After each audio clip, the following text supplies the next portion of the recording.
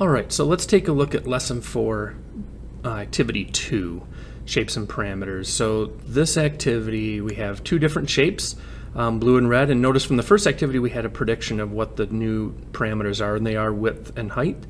So the two new parameters, as I say here, width and height, and this is what this block is going to look like. So what we want to do is actually adjust these so that it looks like this over here. And currently the way they're set up is the blue is actually longer than the red. We want the red to end up being longer than the blue. Okay, so we need to adjust those a little bit. So if we look along here for the blue, it's 100, 100, so this is where it starts. So we really don't need to affect these two parameters, but the other two we might. But it looks like if we compare these two that really the blue, we really haven't changed at all. Now we could, and if we wanted to do that, we could change it. You know, if I wanted to make this 100, just to show you here, we're going to shorten up the blue, see how that gets shorter in length or in height.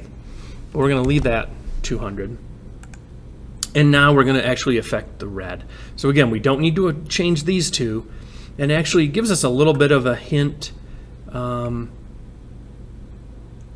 here to change the numbers in the second rank to make the red longer than the blue one. So really that's all we need to change is the red. So it's 150 right now. If we made it 200, it would be the same length as these two.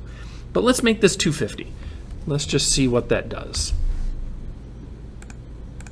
So now our blue is this and our red, and it looks like those are the same thing. Okay, so that should solve our problem for activity 2, and now our shapes are the way they need to be. Hopefully this helps you with your coding, and good luck.